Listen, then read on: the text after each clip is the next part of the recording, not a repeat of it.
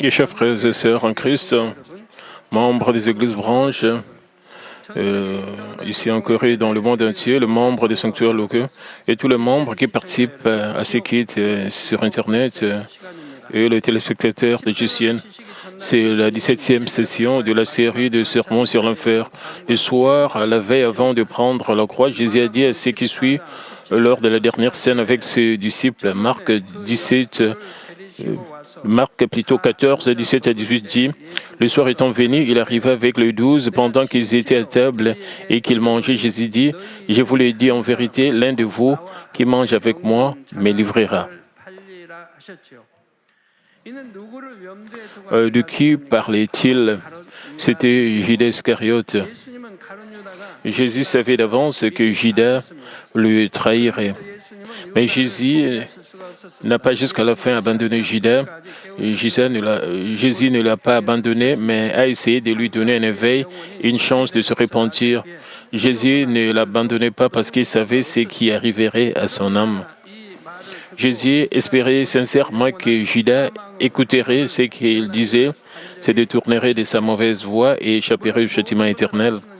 Bien sûr, Jésus savait tout et savait que Judas, en fin de compte, ne se détournerait pas. Il a parlé si sérieusement parce qu'il savait très bien ce qui arriverait à Judas. Marc 14, 21 déclare « Le Fils de l'homme s'avance selon ce qui est écrit de lui, mais malheur à l'homme par qui le Fils de l'homme est livré. Mieux vaudrait pour cet homme qui ne fut pas né. » C'est tellement vrai. Même si vous ne devriez subir que le moindre des châtiments de l'enfer, il vaudrait mieux n'être pas né que d'aller en enfer. Mais pour nous qui sommes sauvés et qui irons au ciel, notre naissance elle-même est une bénédiction et quelque chose dont nous devons être reconnaissants. Et à travers cette courte période de la culture humaine, nous arrivons à comprendre l'amour de Dieu et à vivre dans le royaume éternel de gloire sans larmes, chagrin ou sans douleur. Alors combien nous sommes bénis. Pouvez-vous penser à cela? Si vous dormez, vous ne savez rien, chers frères et sœurs en Christ. S'il y a une fête amusante ce soir, et cette fête est une fête heureuse, rien que d'y penser, mais disons que vous êtes endormi et que vous êtes resté éveillé toute la nuit. Alors que direz-vous après le réveil?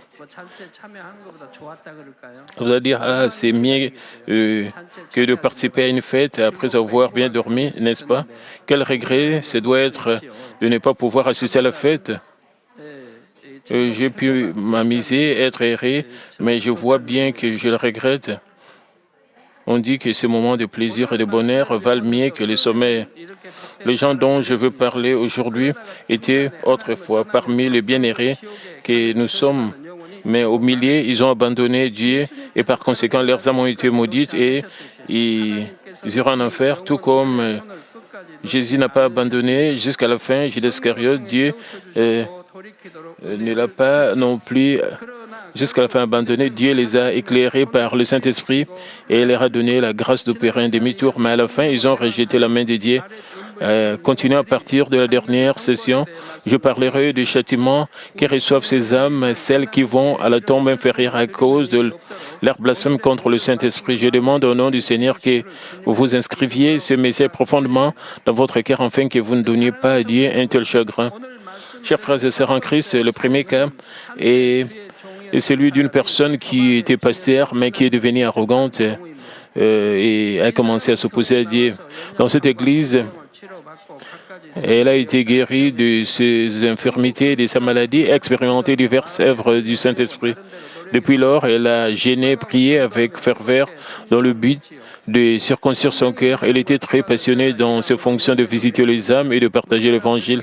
En suivant la voie et la direction du Saint-Esprit, elle a porté des fruits, elle a reçu des éloges et elle a été aimée par le membre et finalement devenue pasteur. Mais au fur et à mesure qu'elle était reconnue et recevait des éloges par les autres, l'arrogance a commencé à grandir dans son cœur. Elle ne pouvait pas vraiment se regarder correctement. Elle pensa qu'elle s'est considérée comme ayant raison en toutes choses et cessa de circoncire son cœur. Elle avait toujours de la colère, de l'envie et de la jalousie en elle, mais elle a essayé de s'en débarrasser. Elle a même jugé et condamné ce qui était juste. Si elle n'aimait pas une personne, elle accumulait des ressentiments contre lui. Une fois qu'une personne est consumée par l'arrogance et que son mal commence à être révélé, elle laisse échapper un mal de plus en plus grand. Finalement, elle atteindra le pire où elle ne pourra ni se contrôler ni écouter les conseils de qui que ce soit. Cette personne a également empilé le mal sur le mal et a finalement été piégée par Satan. Quand une épreuve est venue, elle a été trompée et a fini par se dresser contre Dieu. Chers frères et sœurs en Christ, l'apôtre Paul nous conseille dans Philippiens 2:12. Ainsi, bien-aimés, comme vous avez toujours obéi, et travaillez à votre salut avec crainte et tremblement, non seulement comme en ma présence, mais bien plus encore maintenant que je suis absent. Notre salut n'est pas complet simplement parce que nous avons reçu le Saint-Esprit. Nous devons atteindre le salut complet jusqu'à ce que nous entrions au ciel, à savoir, nous devons être en alerte avec crainte et tremblement, jusqu'à ce que nous soyons complètement sanctifiés. Certaines personnes deviennent pasteurs ou leaders parce qu'elles ont fait l'expérience de la grande grâce de Dieu, ou parce qu'elles ont la plénitude de l'Esprit. Mais si elles ne sont pas encore complètement sanctifiées, c'est comme un marathonien qui n'a pas encore atteint la ligne d'arrivée. Même si un marathonien court devant les autres et se rapproche de la ligne d'arrivée en début des courses, s'il abandonne à mi-parcours, c'est fini. Et défoncer les autres dès le début n'a aucun sens. Comme tous ceux qui n'ont pas participé à la compétition, il ne recevra pas de prix. C'est la même chose dans notre vie chrétienne. Si vous arrêtez de circoncire votre cœur et que votre fidélité se refroidit, il est difficile d'être sauvé comme ceux qui n'ont pas rencontré Dieu. C'est pourquoi même l'apôtre Paul, qui est resté fidèle toute sa vie après avoir rencontré le Seigneur, a toujours essayé d'être humble. 1 Corinthiens 9, 27 dit: mais je traite durement mon corps et je le tiens assujetti de peur d'être moi-même rejeté après avoir prêché aux autres. Et dans 1 Corinthiens 10, 12, il nous conseille ainsi donc que celui qui croit être debout prenne garde de tomber. La personne que je vais expliquer à partir de maintenant pensait qu'elle était debout, alors qu'en réalité, elle avait beaucoup de mal dans son cœur. Et elle est finalement tombée. Chers frères et sœurs en Christ, nous ne devons pas être tièdes dans notre foi. Nous devons lutter contre le péché au point. Nous devons lutter contre le péché jusqu'au sang, jusqu'à ce que nous nous débarrassions complètement de tout le péché et du mal de notre cœur. Même si nous circoncisons notre cœur, restons fidèles et persévérons passionnément, ardemment, fidèles. Une fois que nous abandonnons à mi-chemin, nous sommes piégés par Satan. La raison est que notre adversaire, le diable, rôde comme un lion rugissant, cherchant qui il dévorera. C'est pourquoi Apocalypse 3, 16 nous avertit en disant: ainsi, parce que tu es tiède et que tu n'es ni froid ni bouillant, je te vomirai de ma bouche. Et chers frères et sœurs en Christ, tout en vivant une vie de foi tiède dans le passé, j'ai vécu une vie de foi pleine. Des accidents arrivent et des maladies arrivent, et c'est pourquoi ils viennent pour se repentir. Parfois, j'ai pu le voir se repentir en disant: maintenant, je cherche le premier amour pour mon Dieu, et j'ai vécu une vie chrétienne tiède. J'ai arrêté de prier. Maintenant, je vais récupérer et travailler dire.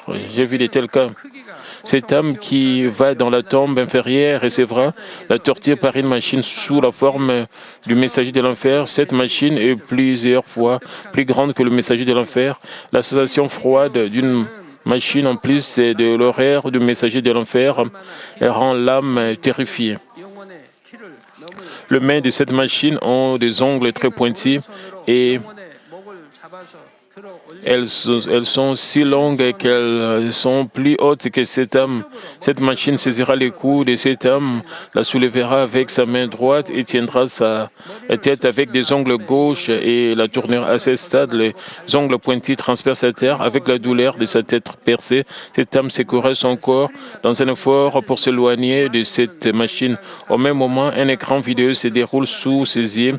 Sur l'écran, le moment le plus heureux de sa vie terrestre sont joués de manière vivide.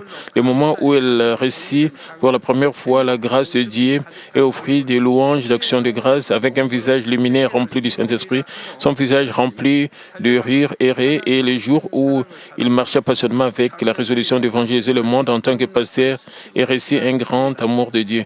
Toutes ces scènes sont montrées une par une. Et cet homme pense, j'étais un pasteur, un serviteur du Dieu Tout-Puissant, et j'étais plein de l'espérance de vivre dans la gloire de la nouvelle Jérusalem. Mais maintenant, j'ai reçu cette punition en enfer. Les contrastes distincts entre son passé, son présent et les souvenirs errés du passé se déchirent comme un poignard tranchant. Elle souffrira de tourments mentaux ainsi que de douleurs physiques. Incapable de supporter la couleur, elle couvre sa tête avec ses mains et secoue sa tête ensanglantée et en sueur avec des cheveux ébouriffés et crie en l'air demandant d'arrêter. Mais cela ne signifie pas que sa douleur s'arrêtera. Se couvrir les yeux ou les oreilles ne la rend pas aveugle ou sourd. Au bout d'un certain temps, lorsque la machine a torturé la dépose au sol, le messager de l'enfer qui l'ont observé se rassemble autour d'elle. Il gloussait et se moquait d'elle en disant « Es-tu un serviteur de Dieu ? Oh, tu étais un leader de l'Église, tu as servi comme apôtre de Satan et tu as fini par devenir la proie de Satan. » Quand cet homme pleure amèrement, en entendant de telles paroles moqueuses, la main droite de la machine redescend. Elle attrape à nouveau son cou avec deux doigts et le soulève dans les airs. Alors, lorsqu'elle est soulevée à la hauteur du cou de la machine, celui-ci lui perce la tête avec des ongles pointis et lui montre à nouveau le moment erré de son passé. Cette torture continuera sans cesse jusqu'à ce qu'elle reçoive le jugement dernier et va dans le temps de souffre en enfer.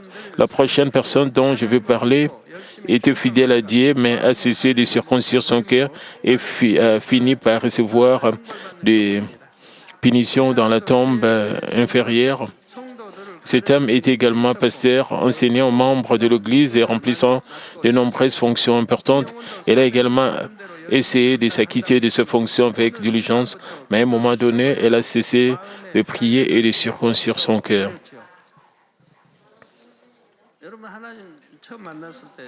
Chers frères et sœurs en Christ, pensez à quel point vous étiez satisfait lorsque vous avez rencontré Dieu pour la première fois et lorsque vous étiez tombé amoureux.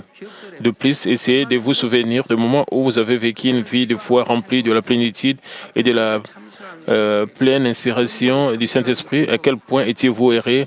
À cette époque, vous étiez erré de prier, d'assister à divers cultes, d'assister à des cultes d'adoration, et combien vous étiez erré d'ouvrir la bouche et de témoigner avec diligence. Combien vous étiez erré sur le chemin de l'Église et comme le moment de louange était erré. Mais à un moment donné, ce bonheur commence à disparaître. À partir du moment où vous regardez à nouveau le monde, il semblait que vous aviez tout coupé et abandonné. Mais quand vous retombez amoureux du monde,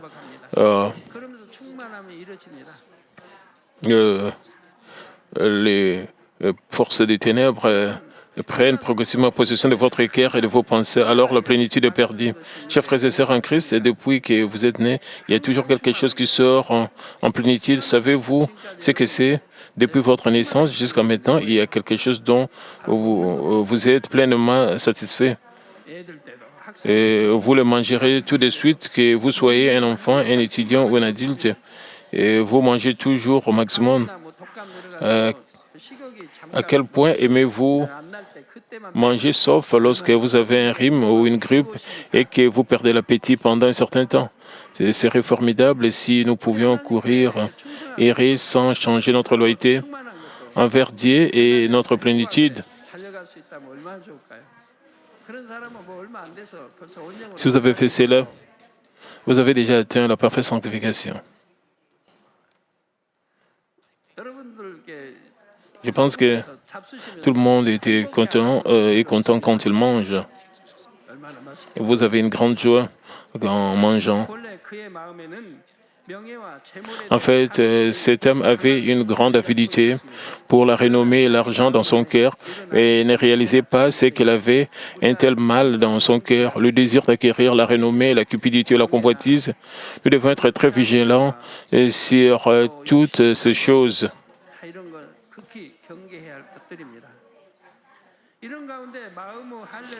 Cet homme a cessé de circoncire son cœur. Le nature pécheresse dans son cœur ont grandi de plus en plus comme des champignons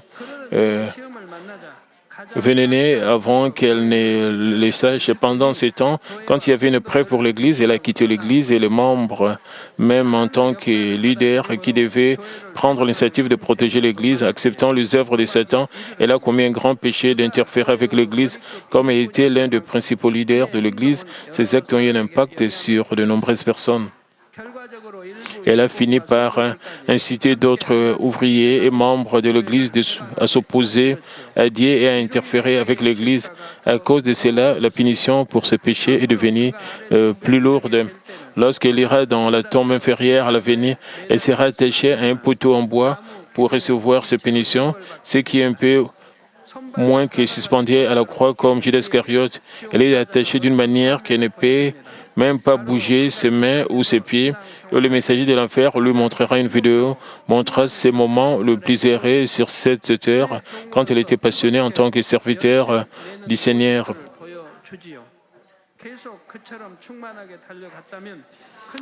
Si elle avait continué à marcher de cette façon, elle aurait joui d'un grand honneur et des bénédictions. Puisqu'elle ne s'est pas débarrassée de sa cupidité et sa contre-vérité, mais a commis des péchés, elle a perdu sa précieuse opportunité. La raison pour laquelle la vidéo lui est montrée est de lui rappeler sa situation misérable du présent, afin que son regret concernant les mauvais choix du passé soit le plus grand. À savoir, il lui donne une douleur mentale. Au fur et à mesure que chaque scène de son aurait passé ses joues, le messager de l'enfer lui dit « Ta cupidité a porté ce genre de fruits ». Puis un fruit noir lui tombe dessus d'en haut, au plafond de l'endroit où elle est attachée. Des choses qui ressemblent à des sachets sombres où des fruits ronds sont suspendus. Et ces choses ressemblaient à des fruits sont les hommes qui ont suivi cette personne qui est attachée à l'arbre. Ils se sont joints à elle pour se dresser contre Dieu et finissent par aller dans la tombe inférieure avec elle.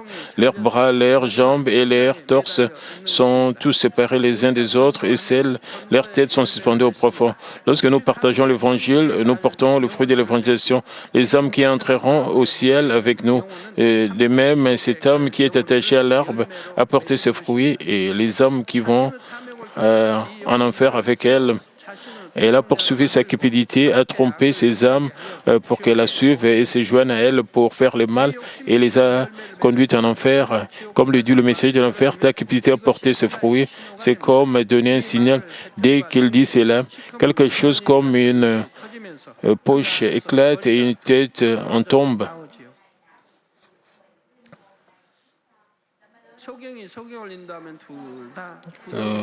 Vous savez, la Bible dit, si un aveugle conduit un aveugle, tous les deux tomberont dans une fosse. Cela veut dire qu'ils vont tous les deux en enfer. Certaines personnes viennent à l'église et reçoivent la grâce et confessent ses yeux. Quand ils viennent premièrement à l'église, ils n'avaient pas compris le message. Ils ont entendu les rumeurs aussi des signes de prodiges. Ils ont entendu que cette église est très bonne. Mais quand ils sont venus, et ils ont trouvé le message très difficile. Comme ils ont continué à écouter à un certain point, ils ont commencé à comprendre le message et finalement, ils ont trouvé le message qui était plus doux que le miel. D'autres confessent. Le message était très différent de leur connaissance. Et ils ont même pensé à quitter l'église parce qu'ils ont trouvé le message était très différent de leur pensée. Puisqu'ils sont restés à l'église pendant quelques mois, ils ont commencé à comprendre le message, ils ont réalisé Et c'est absolument la vérité. Ils se sont repentis d'avoir jugé la parole de Dieu. Vous devez savoir, vous devez discerner les choses avec la parole de Dieu. Vous pouvez recevoir la réponse exacte de la parole de Dieu. Tout ce que nous enseignons ici, c'est la parole de Dieu. Vous pouvez discerner les choses avec la parole de Dieu, mais les gens essaient de juger la parole vers leur mauvaise connaissance. Ils trouvent que les messages sont différents de leur connaissance. Par exemple, ils ont entendu parler en langue, c'est pas bien. Mais dans l'église, nous prions en langue. Et regardez, la Bible parle du parler en langue. C'est un don venant de Dieu. Il parle aussi, quand nous écrions dans la prière, ils pensent que ça, c'était pas bien. Ils ont appris que même c'est seulement les nouveaux croyants qui doivent prier à haute voix, mais les gens qui ont déjà une connaissance, ils doivent méditer dans la prière. Mais dans cette église, même le pasteur, même Madame Libongim s'écrit dans la prière. Même si vous étudiez, même notre Seigneur a été en train de s'écrire dans la prière, même le prophète, les ancêtres font s'écrire. Dieu le Père nous a dit de prier à haute voix. Vous devez examiner les choses à la lumière de la parole de Dieu. Mais certaines personnes examinent la parole de Dieu en partant de leur mauvaise connaissance. Mais heureusement, ils n'ont pas quitté cette église. Le Saint-Esprit a agi en leur faveur. Ils ont commencé à bien comprendre le message. Dans les séries historiques, nous avons vu des gens qui ont été tués et parfois il y a du sang.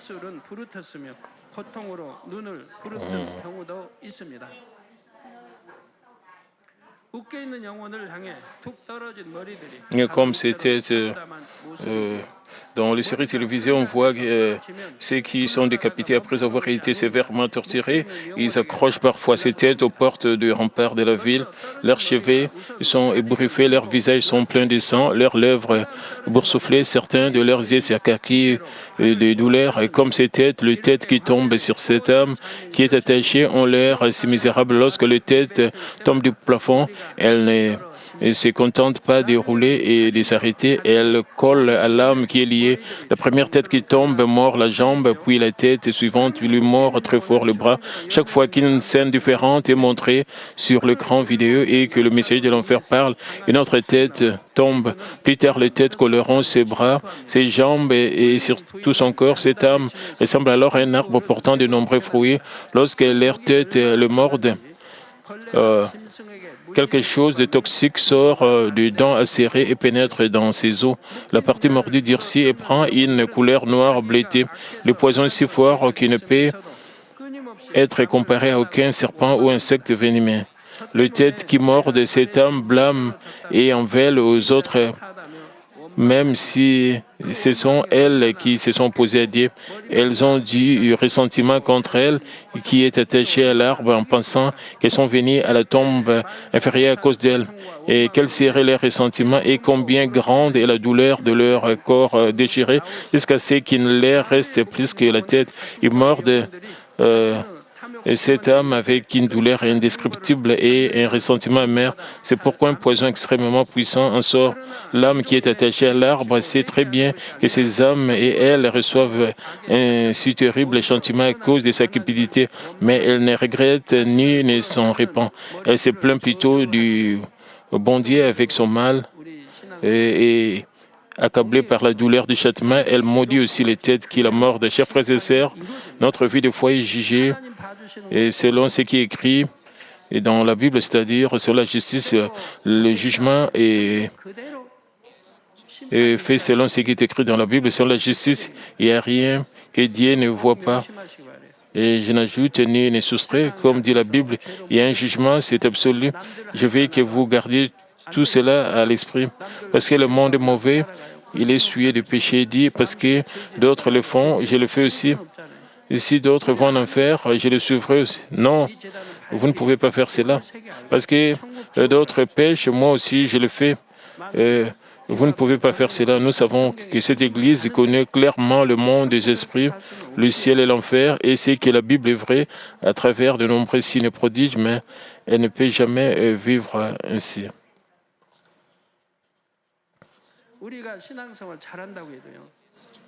Même si nous menons une bonne vie chrétienne, si nous comparons aux gens dans les années 50-60, et si ces gens viennent dans cette Église, et si nous comparons à ces gens des années 50-60, est-ce que vous serez plus sanctifiés qu'eux? Je me demande.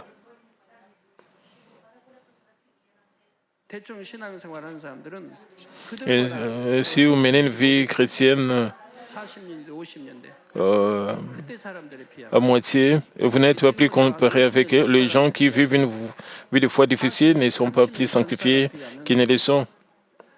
Comparé aux personnes dans les années 40 et 50 par rapport aux gens d'il y a 50 ans, par rapport aux gens d'il y a 40 ou 30 ans, on dit qu'ils vivaient une bonne vie par rapport au monde actuel.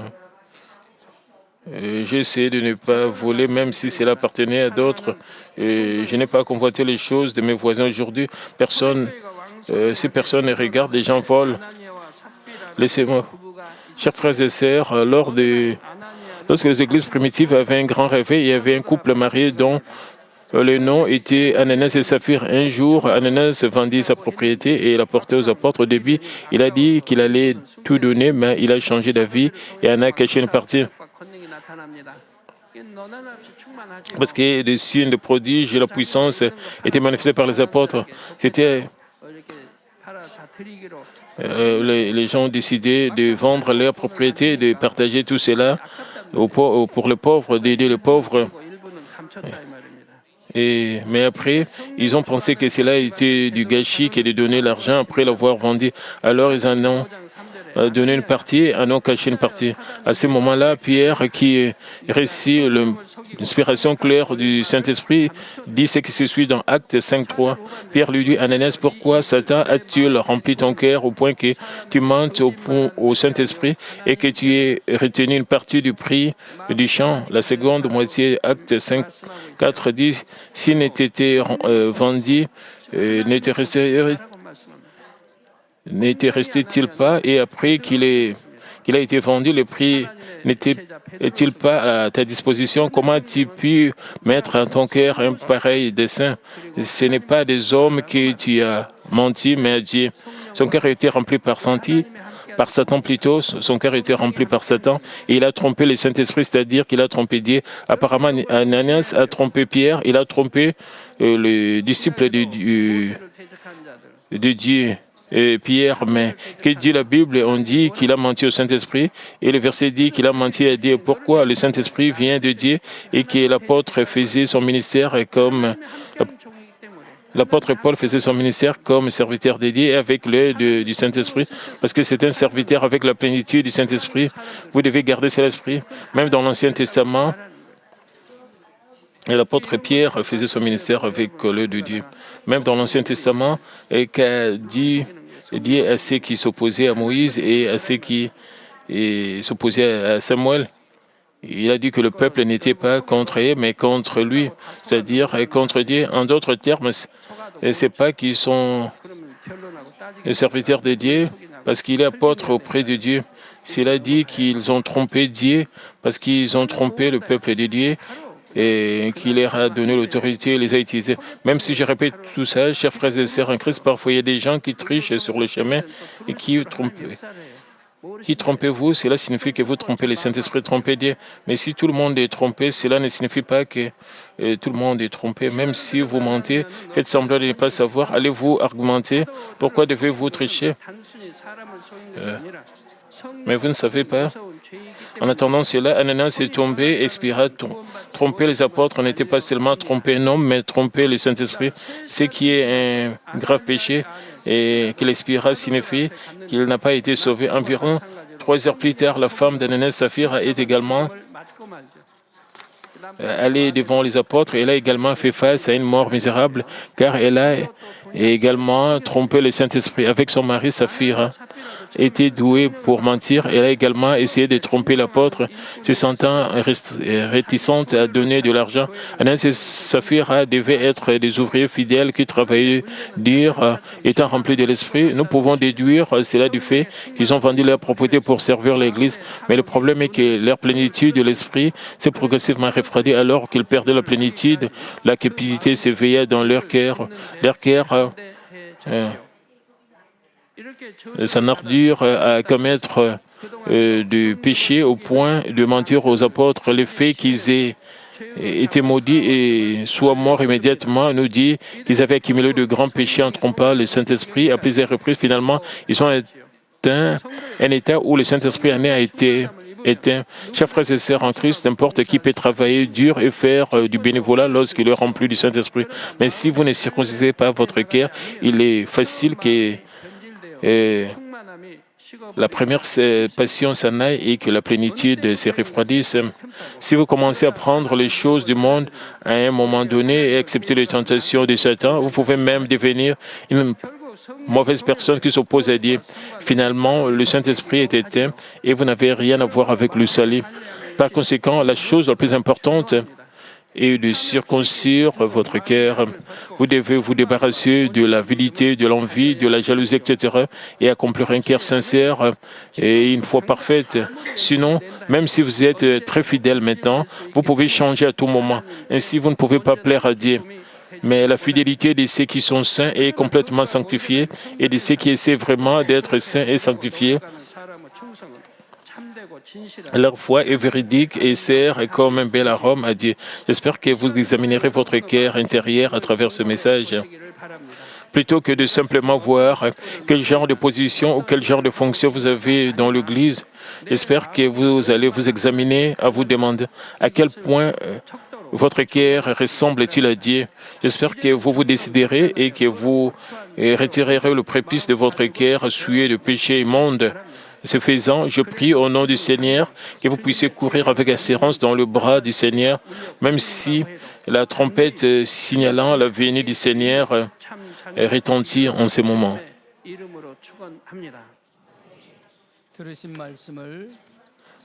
Prions tous concernant ce message. Père éternel, merci encore pour ce message combien important. Permets que nous puissions comprendre que l'enfer existe, que la tombe inférieure est là, c'est un mauvais endroit. Permets que nous puissions toujours vivre selon ta parole, que nous puissions toujours te plaire, que nous puissions toujours vivre dans la vérité, dans la lumière, que nous ne puissions pas prendre les choses mondaines, et permet que nous ne puissions pas perdre notre plénitude et que nous puissions tomber dans de mauvaises choses qui vont nous conduire vers l'enfer, mais permet que nous puissions plutôt te glorifier, que nous puissions t'élever dans tout ce que nous allons faire, permet que nous puissions vivre selon la parole de Dieu et que nous puissions enlever tout ce qui est mur de péché devant nous pour que nous puissions entrer dans la nouvelle Jérusalem. Au nom de Seigneur Jésus-Christ, j'en sais prier. Amen. Maintenant, nous allons recevoir la prière pour les malades. Si vous êtes malade, posez vos mains sur vos parties malades. Si vous n'êtes pas malade, posez votre main sur votre poitrine et recevez cette prière pour le désir de votre cœur. Alléluia, Dieu Tout-Puissant, Dieu d'amour. Et s'il te plaît, pose ta main sur tous les croyants qui reçoivent cette prière maintenant.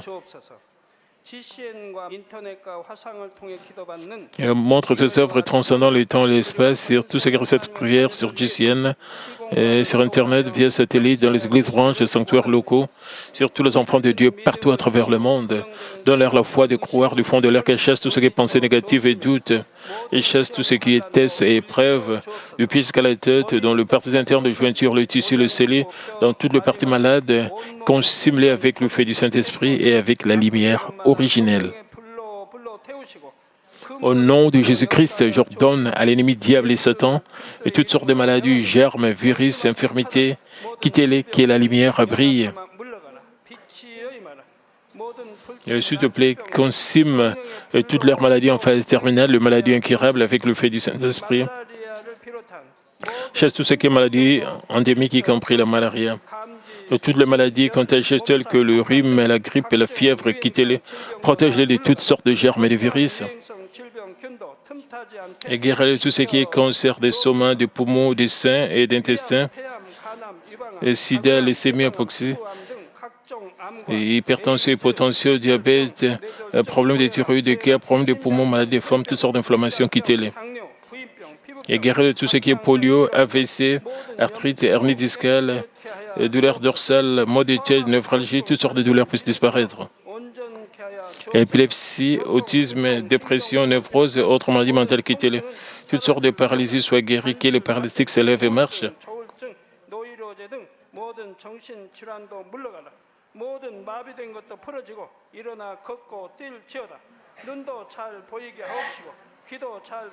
Et que les yeux puissent bien voir, que les oreilles puissent bien entendre, que les aveugles voient, que les muets parlent, que les sourds entendent. Et guéris tout ce qui est effet secondaire de toutes sortes d'accidents, et guéris leurs os fracturés, restaure tout ce qui est brûlé, permet que la station de chaleur puisse disparaître. Et Père, permet qu'il n'y ait pas de cicatrices qui restent. Et soyez purifiés de toute dépendance à la drogue, à l'empoisonnement et aux mauvaises substances. Que le tissu mort, les cellules mortes soient régénérées, ramène de mort à la vie. Donne à tes enfants la bénédiction de la conception et recevez la bénédiction de la conception. Au nom de Jésus-Christ, j'ordonne à l'ennemi diable et Satan, les principautés de la puissance de l'air, les mauvaises forces dans le lieu céleste et leurs serviteurs, quittez-les. Quittez-les, esprit impur, esprit trompeur et esprit de séparation et toute force des ténèbres, tout ce qui est chaîne de message soit brisé, ténèbres, quittez-les, que la lumière brille. Père Dieu, donne à tes enfants la force de se crier dans la prière et la puissance de rejeter le péché pour devenir sanctifiés. Comme leur âme prospère, permet que tout marche très bien avec eux et que leur famille soit évangélisée. Protège-les de toutes sortes d'accidents et de désastres tout au long de cette semaine et bénis-les pour mener une vie prospère sans aucun problème. Avec le fer don du Saint-Esprit, l'armée céleste et les anges, et avec tes yeux enflammés, protège tous tes enfants, leurs familles, leurs lieux de travail et leurs affaires. Donne aux étudiants la sagesse et l'intelligence, donne-leur l'enthousiasme et la ferveur de bien étudier. S'il te plaît, garde leur cœur, leurs pensées, et des choses mondaines permet qu'ils puissent t'aimer avec plus de ferveur. Et que tes enfants mangent ou boivent ou dans tout ce qu'ils feront, permet qu'ils puissent le faire pour te glorifier, Père Dieu. Qu'ils soient capables de témoigner au sujet de Dieu vivant en disant « J'ai rencontré, expérimenté Dieu, j'ai reçu ses réponses et ses bénédictions. » Et Père Dieu, merci. Sois glorifié, toi seul. Au nom de notre Seigneur Jésus-Christ, j'ai ainsi prié. Amen.